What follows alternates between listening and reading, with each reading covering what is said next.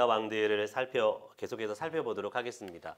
어제 잠깐 보여드렸던 것처럼 북이스라엘 왕들은 여호와 하나님을 섬기느냐 여호와를 섬기지 않느냐, 여호와 하나님 앞에 정직하게 행했느냐 정직하게 행하지 않았느냐에 따라서 그들의 평가가 하나님 앞에 달라져요.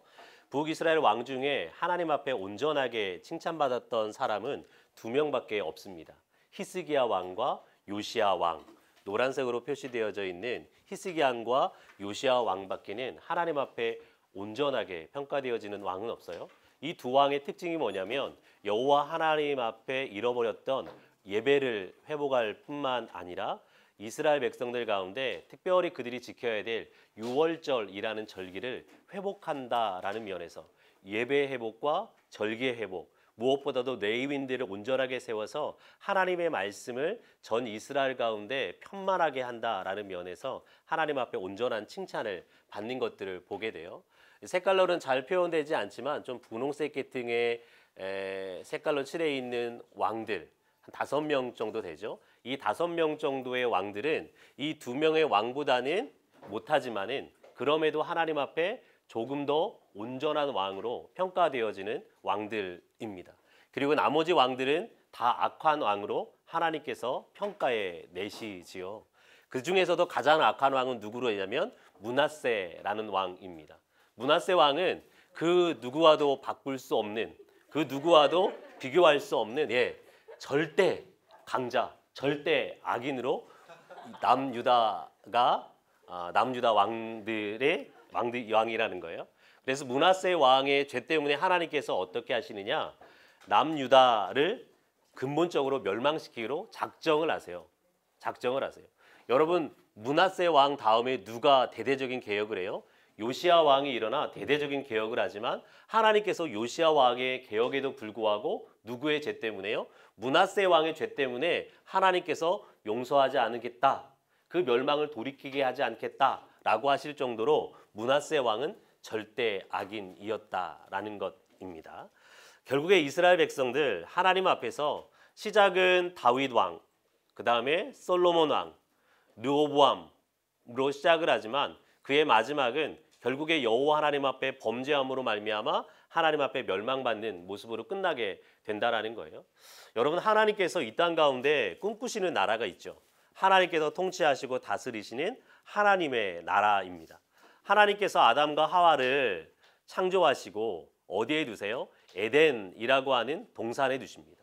에덴 동산에 두셔서 아담과 하와를 당신의 백성 삼아서 하나님께서 명령하신 선악을 알게 하는 나무 열매를 따먹지 말아라 라고 하는 그 명령에 순종함으로 에덴 동산에서 풍성한 하나님의 복을 누리며 살기를 원하셨어요. 그런데 하나님께서 이 복만 말씀하냐? 어떤 것을 말씀하세요? 너희가 따먹으면 하나님의 말씀에 순종하지 않으면 정령 죽으리라, 하나님의 심판이 있을 것을 또한 말씀하시거든요. 하나님의 백성된 아담과 하와가 하나님께서 허락하신 에덴 동산에서 복을 누리며 살아가는 것, 하나님의 기대이죠. 근데 그 복을 누리며 살아갈 수 있는 기준이 뭐예요? 하나님의 말씀에 순종하느냐, 순종하지 않느냐예요. 결국 아담과 하와가 순종하지 않는 편을 선택할 때에 하나님께서는 그들을 심판하시고 벌하셔서 에덴 동산에서 쫓아내시죠. 이스라엘 백성도 마찬가지예요. 하나님께서는 이스라엘 백성을 부르셔서 이스라엘 백성들을 통하여서 하나님의 나라를 이루길 원하셨다고요. 어느 곳에서요? 가나안이라고 하는 땅에서요.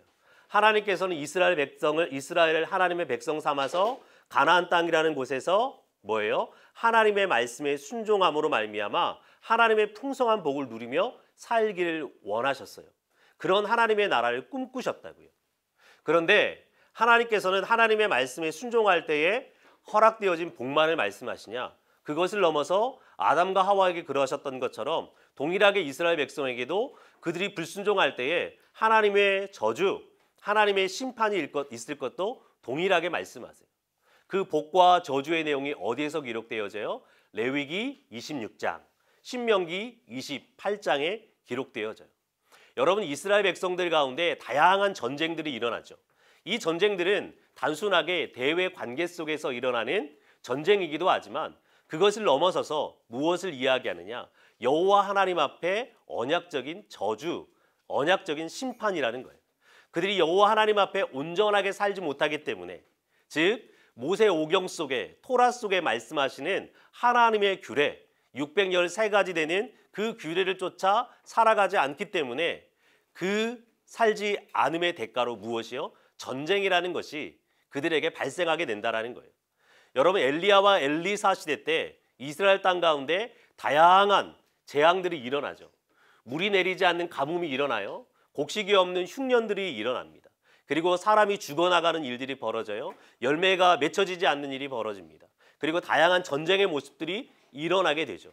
여러분, 이것들은 단순한 재앙을 넘어서서 무엇을 이야기하느냐? 그들이 어떤 상태에 있다고요? 하나님의 말씀에 순종하지 않는 상태, 하나님의 말씀을 어기는 상태, 즉 하나님과의 언약 관계를 깨버렸기 때문에 자연적으로 무엇이 쫓아오는 거예요? 그들을 심판하시는, 그들을 징계하시는 하나님의 심판, 징계로서 그들에게 임한다라는 거예요. 근데 여러분, 그 심판이 임할 때에, 그 저주가 임할 때에, 하나님의 징계가 임할 때에 그들이 그것들을 해결할 수 있는 방편이 있어요. 어떤 거요? 솔로몬이 열왕기상 8장에서 고백하는 것처럼 여호와 하나님을 향하여 기도하면, 이 성전에 나와 간구하면, 부르짖으면, 외치면 뭐예요? 내가 너희의 죄를 사하고 그들을 회복할 것을 말씀하신다고요. 즉 이스라엘 백성이 살 수 있는 방법이 뭐냐? 한 방편이 뭐냐? 여호와 하나님 앞에 나와 그분 앞에 기도하는 것, 그분 앞에 간구하는 것, 부르짖는 것, 즉 그분과의 친밀한 관계를 회복하는 거예요. 여러분, 기도는 무엇인가요? 단순하게 우리가 어떠한 소원을 하나님 앞에 외치는 건가요? 단순하게 하나님 앞에 우리의 간구를 아뢰는 것, 떼쓰는 것을 이야기하는 건가요? 들을 때까지. 기도라는 것은 그것을 뛰어넘어서 하나님과의 우리의 친밀함, 하나님과 우리의 관계를 이야기한다라는 거예요.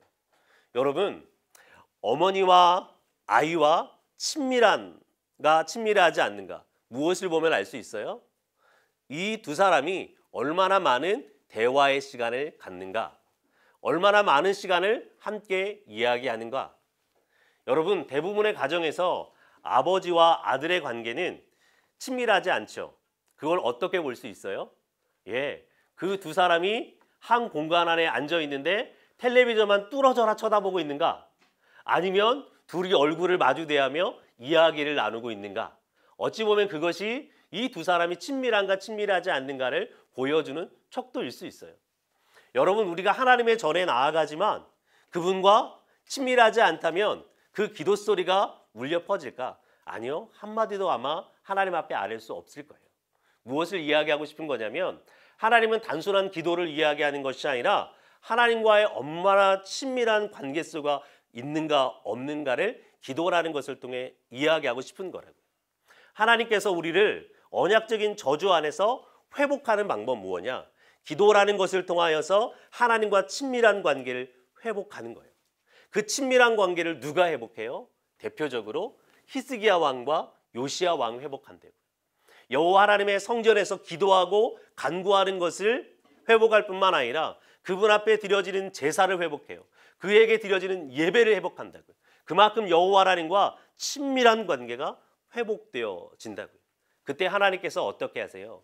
이스라엘 백성들을 전쟁에서 구원하시는 일들을 행하여 가시죠. 그럼 요시야 왕 때는요? 요시야 왕은 하나님 앞에 여전히 심판받고 그걸로 끝나버렸는데요. 그렇지 않아요. 요시야 왕의 하나님께서 수많은 선지자를 통해서 말씀하시는 것처럼, 에레미야 선지자를 통해서, 하박국 선지자를 통하여서 이야기하시는 것처럼 물이 바다 덮음같이 여호와를 인정하는 것이 온 세상에 충만케 하겠다고 하박국 선지자를 통해 말씀하시는데, 요시야 왕이 여호와 하나님 앞에 여호와 하나님을 친밀하게 하는 것, 그것을 그렇게까지 했는데도 결국 이스라엘이 멸망했다고요. 그걸로 끝나는 것 같았어요. 그러나 하나님은 뭐 하세요? 이스라엘뿐만 아니라 이스라엘 백성의 망함을 통하여서 전 세계 가운데 누가요? 여호와를 아는 지식이 충만하게 하는 그 놀라운 역사를 만들어내신다고요. 온 열방이 여호와를 알고 그분 앞에 돌아오게 하는 일들을 행하신다고요. 그 대표적인 사람이 누구예요? 다니엘서에 기록하고 있는 바벨론에 이스라엘 백성들을 4번이나 침공해서 멸망시켰던 느부갓네살 왕이에요. 여러분, 다니엘서 안에서 느부갓네살 왕이 다니엘을 통해서 일하신 하나님을 통해서 얼마나 많이 하나님의 이름을 높입니까? 여호와 그가 참된 하나님이시다. 여호와 그가 참된 신이시다. 그분의 이름을 높이고 그분의 이름을 찬양하는 것을 우리가 확인해 볼 수 있죠. 하나님은 그렇게 행하신다고요. 결국 우리에게 하나님 요구하시는 게 뭐냐?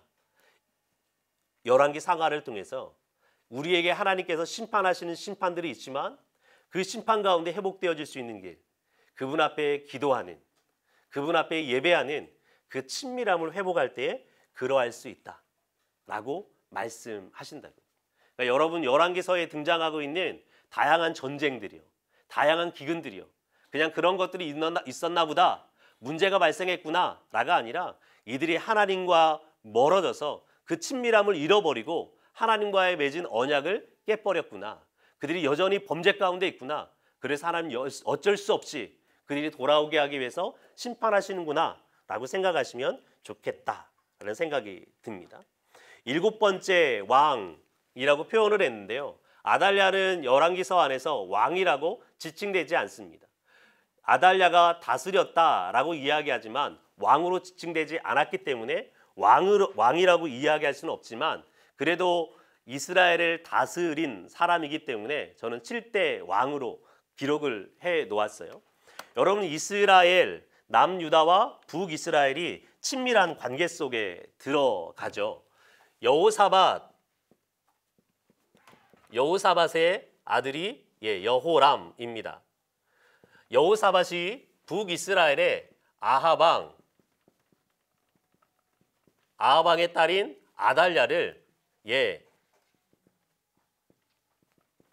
며느리로 여호사밧이 아합의 딸인 아달랴를 며느리로 데리고 오죠. 그리고 여호람 이 두 사람이 태어난 사람이 여호와하스라고 하는 왕이 등극을 하게 됩니다. 이 아달랴가 남유다에 들어오는 것을 통해서 남유다에 무엇이요? 여호와 하나님을 섬기지 않는 죄뿐만 아니라 반대로 바알을 섬기는 바알 신앙이 충만하게 되는 일들이 더해지게 돼요. 한 가지 죄악만 하겠다면 그 위에 더 견고한 죄악이 쌓이기 시작했다라는 것이죠. 아방의 아들의 이름이 여호와하스입니다. 그리고 그의 아들의 이름이 여호람이라는 왕이에요. 이 세 사람들은 끊임없이 서로 연합해서 정복 전쟁을 하러 나아가죠.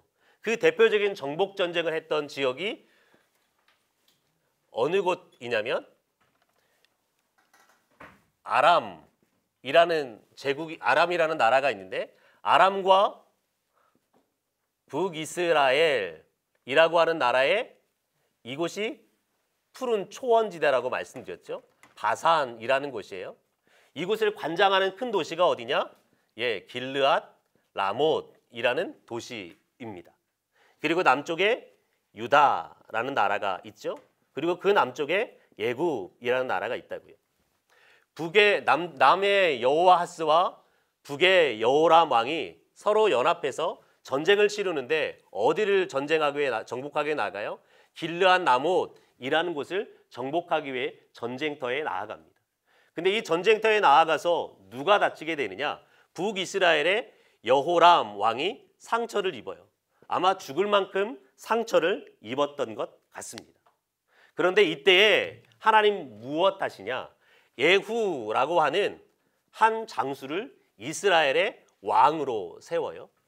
예후 왕이 일어나서 무엇하기 시작하냐면 바알 신앙으로 점철되고 있는 마땅히 여호와 하나님을 섬기고 여호와 하나님만을 위해야 되는 북이스라엘 하나님의 백성들이 바알을 섬기는 신앙으로 나아갈 때에 예후라는 왕을 세우셔서 뭐 하세요?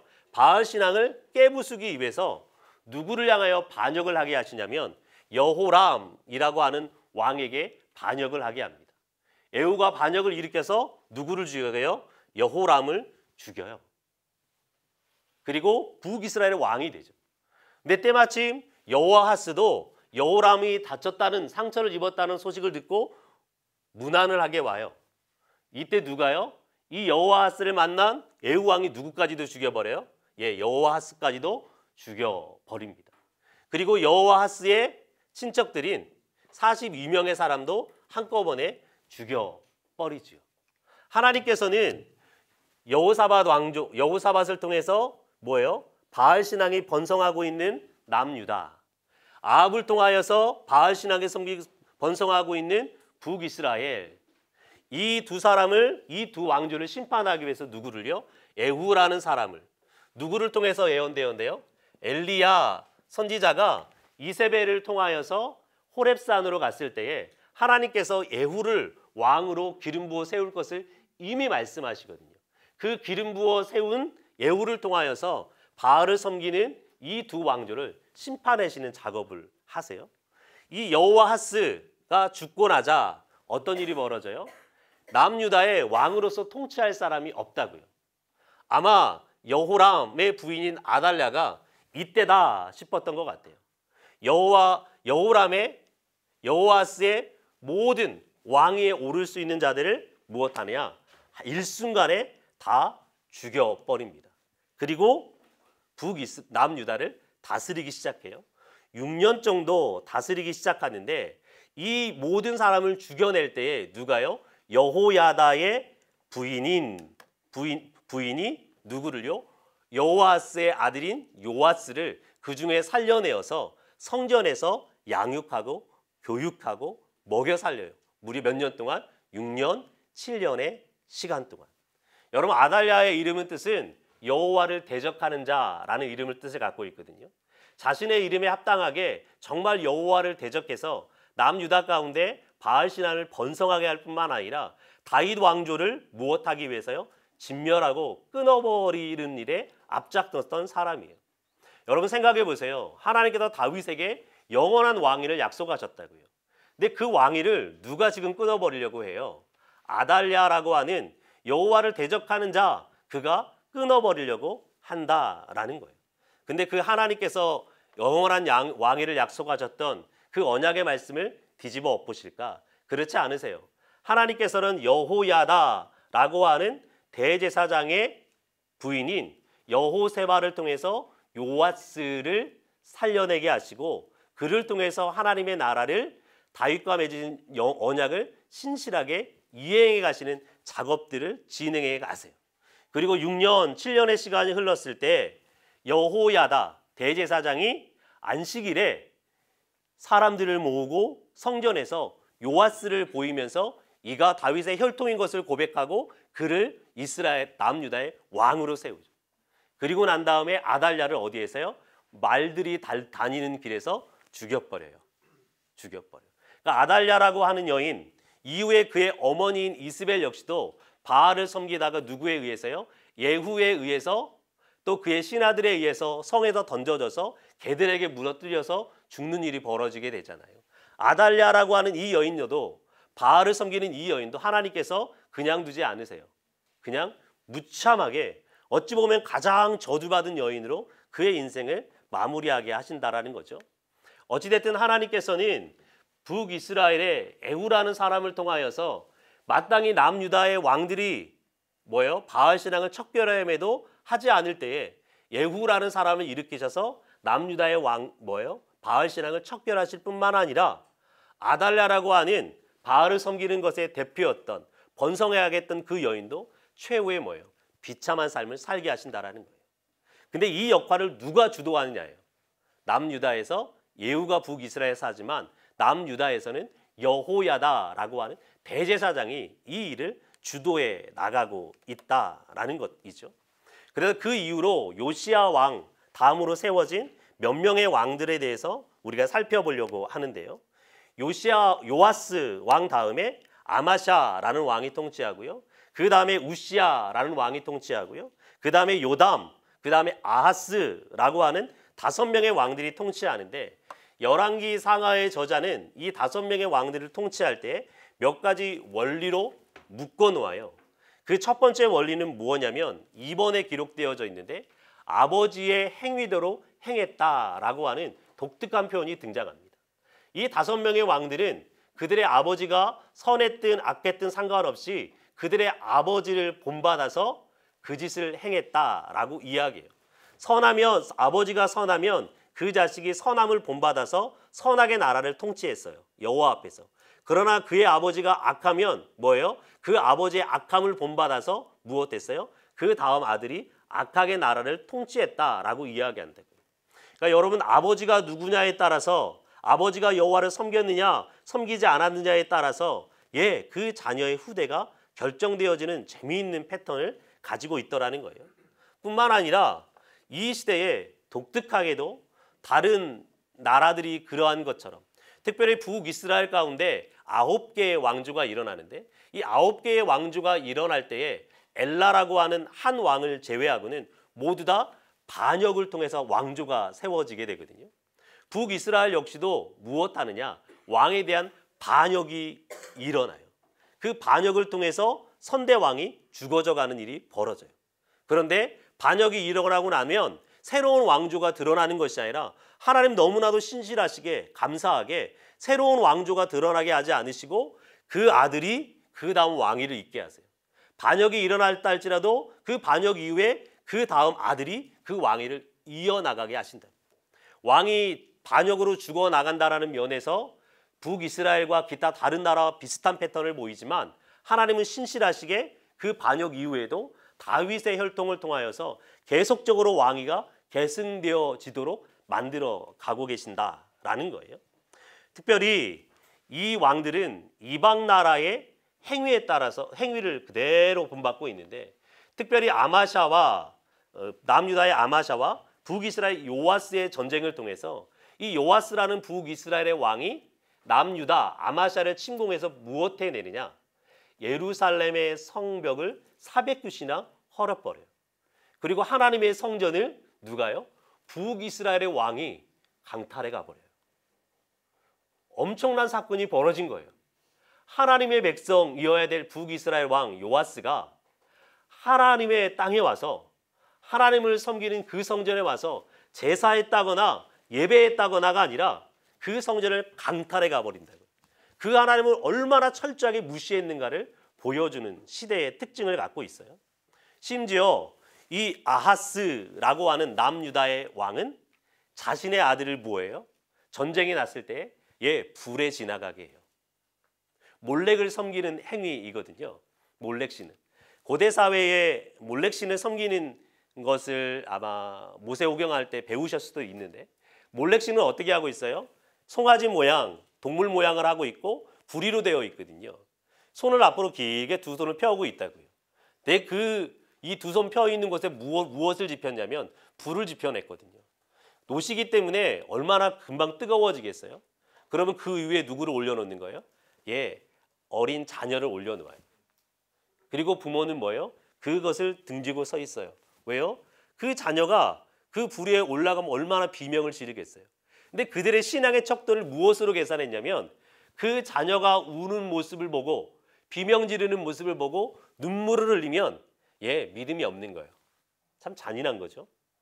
그런데 그 자녀의 곡소리를 듣고도 견디어낼 수 있으면 온전하게 몰렉을 섬기는 예배 행위로 보았다고요. 행위로 보았다고요. 근데 그 짓을 누가 했다고요? 남유다의 여호와를 섬겨야 됐던 아하스 왕이 하는 시대. 철저하게 이방인들처럼 아니 어찌 보면 이방인보다 더 흉악하게 악을 행하는 시대가 도래했다라는 것이죠. 뿐만 아니라 아하스 왕은 무엇을 행해요? 북이스라엘과의 이 다메섹에 올라가서 아람이라는 곳에 다메섹에 유다의 아하스 왕이 있죠. 아하스 왕이 있어요. 이제 이 주변에 아수르라고 하는 제국이 일어나죠. 이 아수르라고 하는 제국이 일어나서 무엇 하냐면 아수르 제국이 누가 일어나냐면요. 디글랏 빌레셀이라고 하는 3세라고 하는 왕이 일어나요. 열왕기서에서는 누구라고 번역하냐면 불이라고 칭하기도 합니다. 이 왕이 일어나서 무엇을 펴냐면 제국주의 정책을 펴요. 이 디글랏 빌레셀 3세 이전까지는 이 제국들이 나라를 통치할 때 어떻게 통치했냐면 한 나라를 공격해서 그 나라를 공격하더라도 그 나라에서 무엇만 받아갔냐면 약탈을 하거나 조국만 받아가면 끝이라고 선포했다고요. 근데 디글랏 빌레셀 3세부터 무엇을 펼치냐면 첫 번째 조공을 받아요. 한 나라를 정복하면 그 나라에 가서 항복을 받아내고 무엇을 바치겠어요? 조공을 바치도록 했어요. 그럼 끝냈어요. 그러면 1년에 한 번씩 아니면 정한 기한에 한 번씩 조공만 바치면 됐다고요. 근데 이 나라들이 가만히 조공만 바치며 있을까요? 그렇지 않겠죠. 조공 바치려다가 뭐 하겠어요? 독립을 선포하려고 하겠지요. 그러면 무엇을 했냐면 이 나라에 다시금 쳐들어와서 무엇을요? 왕을 바꿔버려요. 새로운 왕을 임명한다고요. 새로운 왕을 임명했어요. 자신의 궁위에 맞는 왕을 임명했다고요. 그래서 여전히 무엇하도록요? 아수르 제국에게 조공을 바치며 그 앞에 복종할 수 있도록. 그리고 세 번째 무엇 했냐? 그럼에도 반역을 한다면 무엇 했느냐? 이 나라를 완전히 자신의 나라로 복속을 시켰어요. 그리고 나서 누구요? 자신의 사람들, 총독을 임명했어요. 그리고 나라를 완전하게 아수르 제국의 나라가 되게 했다고요. 제일 마지막 남유다의 왕의 이름이 누구냐면 호세아라는 왕이거든요. 호세아 굉장히 유명하죠. 선지자 중에도 이름이 있잖아요. 근데 북이스라엘의 제일 마지막 왕의 이름도 호세아라고요. 호세아의 이름의 뜻은 뭐냐면 구원이라는 뜻이거든요. 북이스라엘의 마지막 선지자 호세아는 북이스라엘을 멸망해서 구원하기 위해서 열심히 하나님의 말씀을 선포해요. 근데 북이스라엘의 마지막 왕인 호세아는 구원이라는 이름을 뜻을 가지고 있음에도 불구하고 아수르 제국을 섬기다가 그를 섬기는 데서 돌이켜요. 그리고 사마리아 성이 무려 3년 동안이나 포위당하고 결국에 BC 722년에 망하게 하는 주역이 되거든요. 이 아수르 제국의 디글랏빌레셋 3세가 이 정복 전쟁을 하기 위해서 뭐 하냐면 유브라테스 강과 티그리스 강을 넘어서 강 서편으로 정복 전쟁을 시행한다고요. 이때가 언제냐면 BC 735년의 사건이에요. 753년에 강 서쪽을 넘어서 정복 전쟁을 하러 오니까 이 나라들이 뭐 하겠어요? 가만히 머물러 있겠어요? 그렇지 않아요. 이 아수르 제국을 막기 위해서 뭐 하느냐? 이 나라들이 연합을 해요. 연합을 한다고요. 누구와 누가요? 북이스라엘과 아람이 연합을 해요. 연합을 해서 대적하기를 원하는데 자기들만 연합하면 어떻게 해요? 밑쪽에 있는 남유다 왕이 뭐 하겠어요? 혹시 아수르 제국과 연합해서 자신들을 뒤에서 공격할 수 있기 때문에 무엇 하느냐? 유다 왕에게도 이 왕이 아하스 왕이죠. 아하스 왕인데 아하스 왕에게 뭐 하냐? 같이 이 아수르를 대적하자고 이야기해요. 그게 어디에서 등장하냐면 이사야서 7장, 8장, 9장에 등장한다고요. 배경이 돼요. 6장부터죠. 배경이 된다고요. 근데 남쪽의 유다 왕이 이것을 뭐 하냐? 거부를 해요. 거부를 한다고요. 그리고 누구에게 도움을 요청해요? 아하스 왕이 아수르 왕에게 도움을 요청해요. 이 두 나라가 우리를 공격하러 내려오니 우리를 도와주십시오. 이 말을 듣고 아수르 왕이 정복 전쟁을 더 긴박하게 추진을 해요. 그리고 와서 무엇 하느냐? 먼저 아람이라는 나라를 정복해요. 이때가 언제냐? BC 732년의 사건이에요.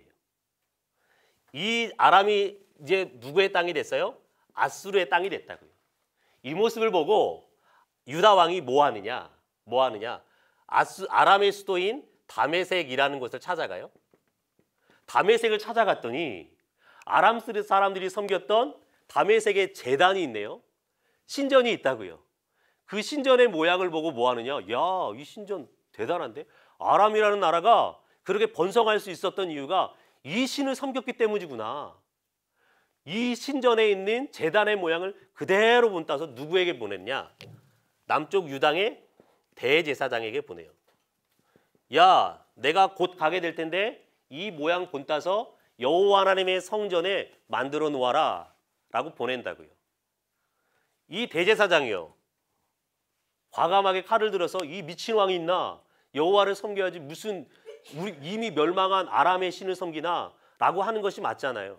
근데 너무나도 착하게 너무나도 미련하게 여호와 하나님의 성전의 제단을 다 옮겨요. 여호와를 섬겼던 모든 기물을 없애고 여호와의 제단을 완전히 변형시켜서 뭐예요? 아람의 제단 모양 그대로 본따서 만들어 놓는다. 굉장히 어처구니 없는 일을 하지 않아요? 아람은 그 신을 섬겼다가 아수르 제국에서 멸망당했어요. 근데 그 신을 그대로 가지고 와서 자신들의 보호막으로 삼는다라는 거예요. 아하스 왕의 시대가 그런 시대였어요. 그렇게 성전에 제단의 모양 따라 성전에 제단을 옮기고 성전을 완전히 바꿔놓는, 성전의 문을 닫아버리는 왕이 누구로 등장하느냐? 예, 이 아하스 왕, 이 시대의 모습이었다라는 거예요. 큰 그림 안에서 이 5명의 왕들을 살펴보았고요. 8번째 요아스 왕에 살펴볼 텐데, 요아스 왕이 7살 됐을 때 왕위에 등극하죠. 이 왕위에 등극해서 나라를 어떻게 통치하겠어요? 통치하기 어렵겠죠. 그래서 그를 왕 삼았던 여호야다라고 하는 대제사장의 지도 아래서 나라를 통치하게 됩니다. 근데 이 요아스 왕을 평가할 때에 그의 왕을 평가하는 기준이 정확하게 바뀌는데, 무엇을 기준으로 바뀌느냐? 여호야다의 지도 아래 있을 때에는 여호와를 온전히 섬겼으나 여호야다가 죽고 난 다음에는요, 여호와를 떠나서 우상을 섬기는 길로 가는 것이 요아스의 모습이에요. 여러분, 요아스 왕은 하나님의 사람이 지도할 때는 온전히 하나님의 말씀대로 살아낼 수 있었다고요. 그런데 하나님의 말씀을 가르치는 지도자가 사라지자 뭐 하는 거예요? 우상을 섬기는 길로 가버려요. 여러분, 이 시대에 우리를 향하여서도 동일한 부분이 아닌가라고 생각이 들어요. 그러니까 하나님의 말씀을 담당한, 하나님을 예배하는 것이 무엇인지 온전히 알고 있는 우리가 하나님의 말씀을 가르쳐 줄 때에 누가요? 우리의 가르침을 받는 그 누군가는 하나님의 말씀으로 온전히 예배하고 경배하고 섬길 수 있다고요. 여러분, 제가 간혹 질문 받는 것들이 있어요. 누구에게 질문 받냐면 가정 예배 드리는 분에게 질문을 받거든요. 제가 가정 예배를 드리니까 4명의 아이들과 드리잖아요. 아내와 함께. 그러니까 제가 가르쳤던 청년들, 또 저와 청소년 시절을 지냈던 친구들이 물어본다고요. 야, 우리도 집에서 가정 예배 드리고 싶은데 가정 예배 드릴 수가 없어. 애들이 너무 떠들어. 너 가정 예배 어떻게 드리는데? 첫 번째 찬송가 부르고, 2번째 기도하고, 3번째 말씀 읽고, 4번째 기도 주기도문하고 예배를 마친대요. 여러분, 아이들이 그 예배의 규격 안에 들어오겠어요? 찬송할 때에 찬송가 못 부른다고 뭐라고 이야기하고, 기도할 때에 눈 뜨고 있다고 뭐라고 하고, 말씀 읽을 때에 돌아다닌다고 뭐라고 하고, 예배 시간에 왔다 갔다 한다고 뭐라고 해요. 여러분, 제 또래 아이들이 거의 초등학생 미만이거든요. 어린아이들이 많다고요. 여러분, 주일학교 어린아이들 유치부 예배 드릴 때 보면 그 아이들이 정말 신령과 진정한 마음으로 경건하게 자리에 앉아가지고 예배 드리는, 그렇지 않잖아요. 막 돌아다닌다고요. 교회에서도 그러는데 집안에서 오죽하겠어요. 근데 그래서 뭐 하는 거예요? 얘한테 예배의 모습을 가르친다고 막 책망한다라는 거예요. 그리고 나서 뭐 하냐? 에이, 예배 안 드려. 얘네 큰 다음에 예배 드려야지 하고 예배를 포기해버린대요. 나중에 드려야겠대요. 제가 그런 애들 몇 케이스를 제가 받았거든요. 그러면 저보고 어떻게 예배 드린대요. 우리는 예배 드릴 때 예배 시작하지. 예배 어떻게 시작해? 그냥 동요 불러. 동요 불러. 애들이 나와서 4명이라고 말씀드렸잖아요. 4명이 앞에 서가지고 서로 돌아가면서 나오거든요. 앞에 서고 싶은 욕심이 있어요. 앞에 서고 싶은 욕심이. 그러니까 아빠가 앞에 서서 자꾸 말을 해서 그런가 봐요. 앞에 서서 뭔가 지도하거나 뭔가 리더하거나 하고는 마음이 있거든요. 그러니까 예배 돌아가면서 순서가 정해 있거든요. 하루는 얘가 사회, 하루는 얘가 기도, 하루는 얘가 헌금 담당, 하루는 얘가 합심기도 인도 담당. 이게 정해져 있어요. 그러니까 하나는 말씀 담당 정해져 있거든요.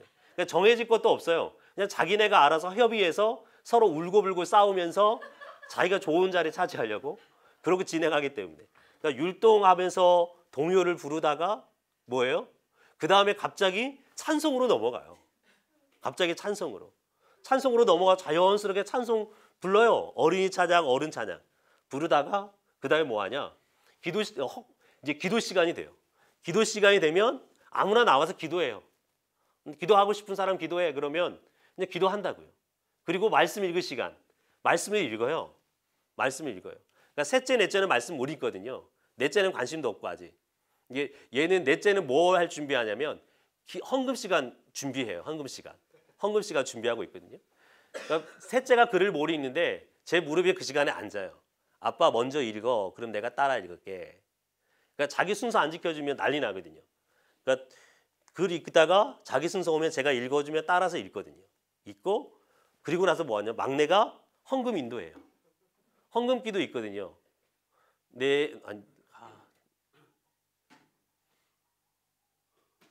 하여튼 있어요. 찬양을 얘가 불러요. 무릎 꿇고 이렇게 그 잭 있잖아요. 잭. 핀잭. 오잭 있잖아요. 마이크 쓰는 거. 그거 들고 이렇게 찬양하고 헌금 시간입니다. 그럼 헌금 바구니 들고 다녀요. 헌금 할 것 헌금 안 해요. 진짜 헌금 안 하고 그냥 흉내만 내요. 아니면 종이 쪼가리 넣든지 아니면 뭐 양말 넣든지 뭐 베개 넣든지 넣고 이제 헌금 끝. 그리고 나서 마지막에 합심기도 하고 마음에 들면 자기가 하고 좀 어려운 것 같으면 아빠 목사님 기도하세요. 그러니까 목사님을 어떻게 대접해야 되는지는 배웠나 봐요. 제 자리는 늘 마련돼 있어요. 이불로 이렇게 자기들 이불 딱 넣고 아빠 이게 목사님 자리 목사님 앉으세요. 그리고 마지막에 기도하고 끝내거든요. 무엇을 이야기하고 싶은 거냐면 여러분 하나님을 예배한다는 게 무엇일까? 하나님을 예배한다는 것이 무엇일까? 여러분 내 자녀들에게 하나님을 예배하는 것을 어떻게 가르칠 거냐라는 거죠. 어떻게 가르칠 거냐. 내 자녀들은 내가 가르치는 것만큼 그대로 하나님 앞에 서서 예배하거나 그를 섬기는 모습 가질 거예요. 예배가 정말 지루한 모습이라면 그 자리에 떠나겠죠. 박차고. 재밌는 거 얼마나 많은데요. 근데 예배가 정말 재밌고 즐거운 것이라면 그 자리 가운데 머물러 있겠죠.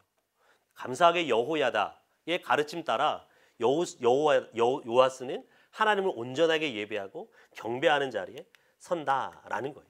이 지도 아래서 요아스가 무엇하느냐? 하나님과의 관계를 회복하기 위해서 성전을 수리합니다. 두 번에 걸쳐 성전을 수리하는데 첫 번째는 제사장들에게 아는 사람들에게 돈을 걷어서 성전을 수리해라 라고 했더니 아는 사람들이 성전 수리비를 안 내요. 두 번째 했던 일이 뭐냐면 이번에는 헌금궤를 만들어서 하나님의 성전 문 앞에 두었더니 사람들이 헌금을 해서 자원함으로 드릴 때 성전을 보수하는 일을 행하고 있다라는 거예요. 여기까지는 너무나 좋았어요. 너무나 좋았어요. 이때까지가 어느 시절이냐? 여호야다가 살아있을 때의 모습이에요. 여호야다의 지도 따라 하나님을 온전하게 섬겼고 성전을 수리하며 많은 백성들이 여호와를 섬기게 했다고요. 근데 여호야다가 죽자마자 무엇하느냐? 아람 왕의 하사엘이 침공해서 들어오네요. 그 앞에서 여호와를 신뢰하는 편을 선택하느냐? 여호와를 신뢰하는 편을 여호와스가 선택하지 않아요. 무엇하느냐? 하나님의 성전에 있었던 자신들이 드렸던 그 모든 것들을 다 강탈해서 아람 왕 하사엘에게 보내요. 그러자 아람 왕 하사엘이 갚버려요. 그 모습을 보고 무엇하느냐? 마지막에 신복들이 이 요아스를 살해하는 반역을 꾀하는 모습을 보게 돼요. 요아스 왕 역시도 시작은 너무 좋았어요. 누구 때문에요? 여호야다라는 대제사장의 말씀의 사람의 지도에 있을 때. 근데 그 사람이 없자 급속하게 여호와를 의지하지 않는 편을 선택함으로 비참하게 남유다의 왕들 중에 최초로 어떤 사람이 돼요? 반역에 의해서 죽임당하는 모습으로 그의 삶을 끝마치게 되더라는 거예요. 두 번째 이어서 아마샤라고 하는 왕이 등장합니다. 부왕을 죽였던 사람들을 이 아마샤가 자기 아버지를 죽였으니까 칼을 들어서 다 죽여버리는 것이 맞잖아요. 근데 그렇게 하지 않아요. 복수하지 않고 무엇하느냐? 모세의 율법에 따라서 반역을 꾀했던 사람들만 죽이고 자녀들을 그대로 살려두어요. 무슨 말이냐면 아버지의 죄 때문에 자녀들을 심판하는 것을 신명기법에서 금지하거든요. 이 신명기법의 말씀 따라 뭐하냐? 아마샤가 나라를 통치하더라는 거예요. 그 아버지 요아스가 좋았던 시대처럼 아마샤 역시도 하나님의 말씀에 순복하는 태도, 하나님의 말씀을 따르는 태도를 보여요. 그러할 때 어떤 일이 벌어져요? 남유다에게 독립했던 에돔 왕 에돔은 여러분 여호사밧 왕 때에는 에돔이 남유다의 지배 아래에 있었어요. 근데 여호사밧의 아들인 여호람 때 독립을 하거든요. 독립했던 에돔을 누가요? 아마샤가 하나님의 말씀으로 통치하고 다스리자 하나님께서 다시금 에돔을 정복할 수 있도록 만들어주세요. 근데 이 아마샤가 여기에서 멈췄어야 됐어요. 멈추지 않고 무엇해요? 에돔을 전쟁에서 승리하는 것을 보고 누구에게 전쟁하자고 요구하냐? 북이스라엘의 누구에게요? 요아스, 자기 아버지의 이름과 똑같대요. 요아스에게 전쟁하자고 이야기해요. 여러분 이것이 왜 문제가 되냐면 하나님의 백성의 모습이 어떠해야 되는가를 보여주기 때문에 그래요. 여러분 북이스라엘과 남유다는 철저하게 하나님은 무엇으로 보시느냐? 하나님의 백성으로 보세요. 두 족속은 뭐 해야 될 족속이에요? 서로 한 민족, 한 나라, 한 백성으로 여호와를 섬겨야 될 사람들이라. 싸우거나 다퉈야 될 자들이 아니에요. 근데 누가요? 아마샤가 요아스에게 전쟁을 선포하고 전쟁할 때에 어떤 일이 벌어지느냐? 조금 전에 살펴보았던 것처럼 북이스라엘 요아스가 밀고 내려와서 아마사를 포로로 잡아갈 뿐만 아니라 성을 무너뜨리고 성전을 강탈하는 일이 벌어진다고요. 그러니까 아마샤 왕이 하나님께서 원하시는 초반에는 그렇게 하나님의 말씀으로 사는 것처럼 보였어요. 그래서 복을 누렸어요. 그러나 마땅히 사랑해야 될 하나가 돼야 될 북이스라엘을 뭐예요? 원수 삼을 때에 하나님의 심판 가운데 놓여지는 것들을 볼 수 있다는 거죠.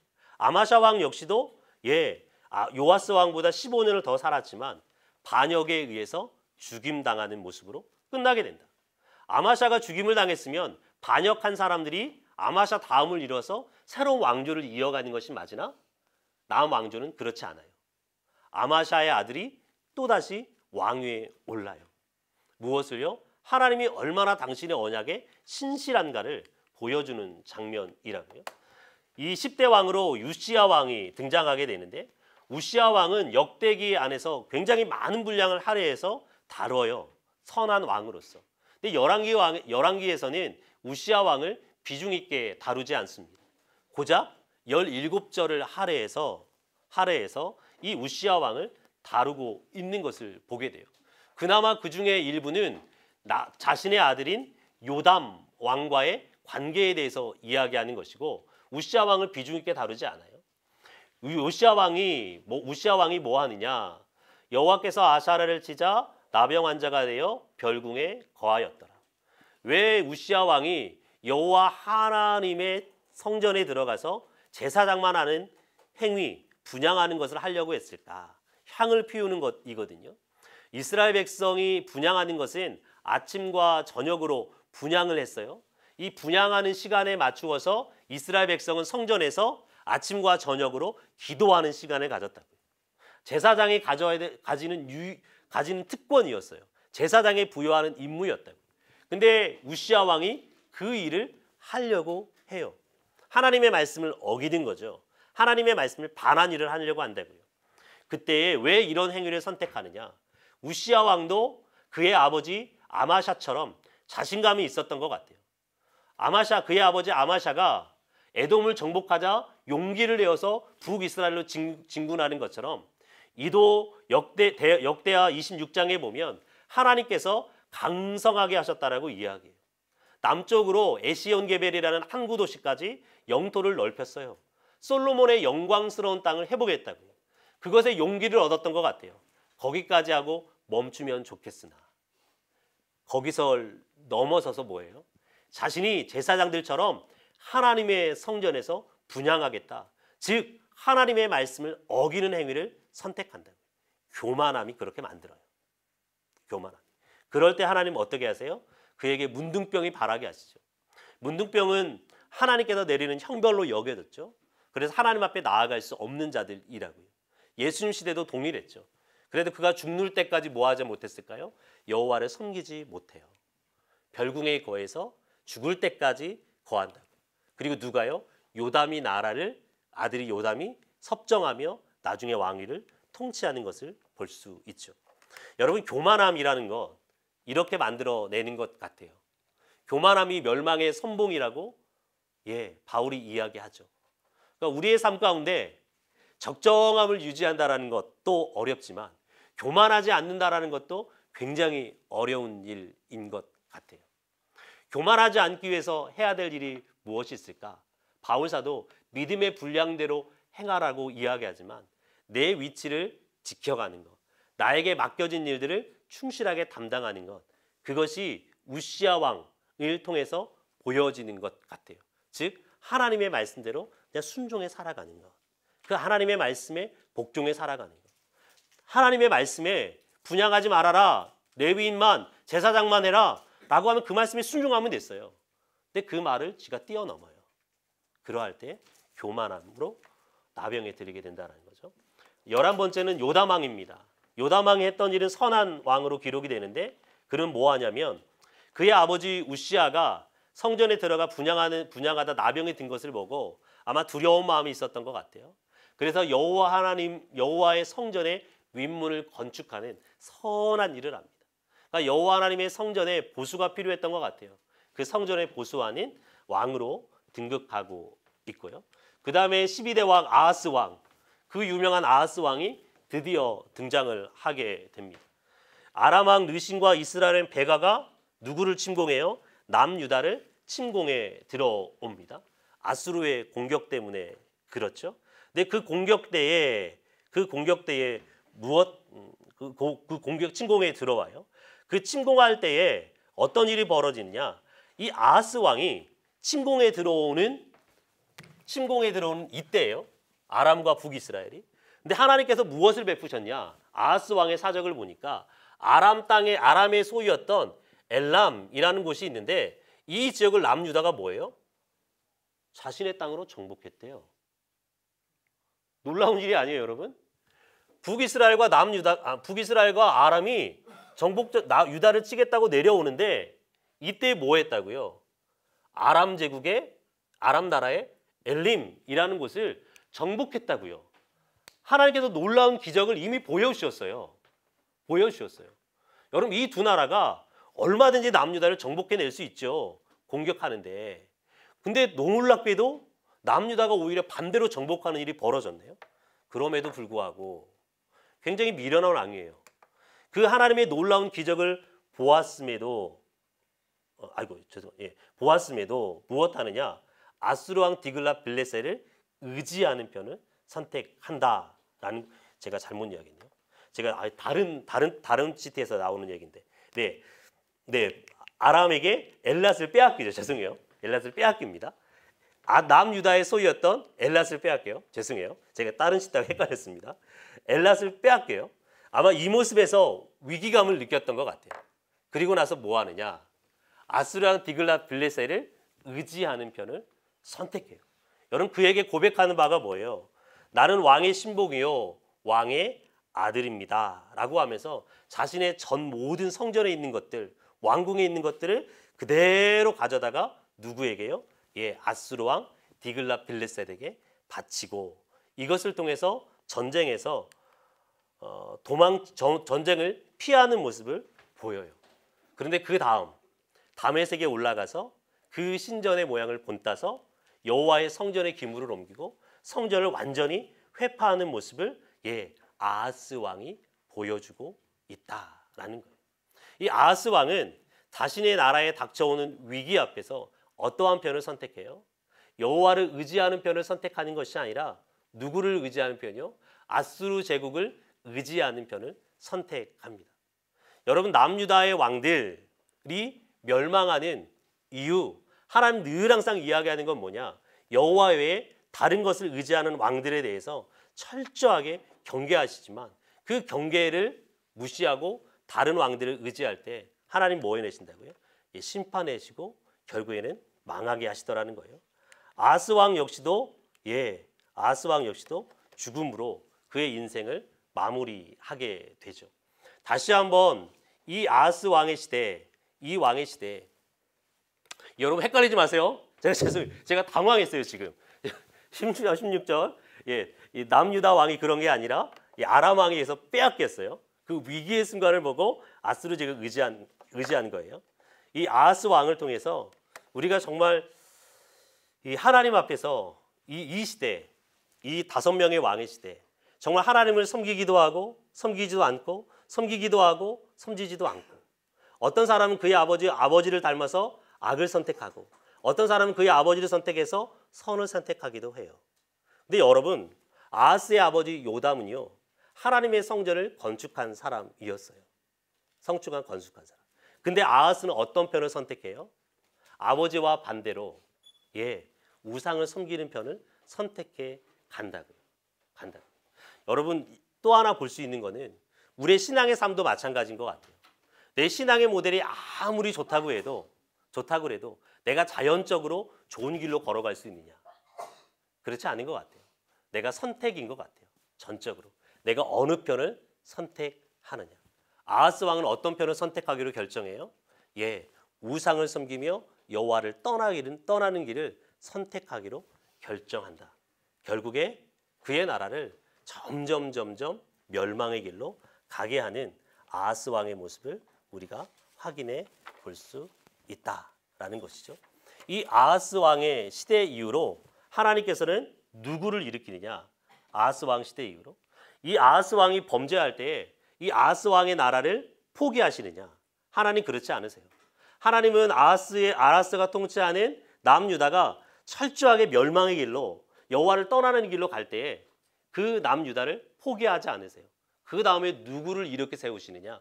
히스기야라고 하는 왕을 세워내셔서 다시금 이스라엘 백성이 여호와 하나님의 말씀으로 돌아올 수 있도록 하십니다.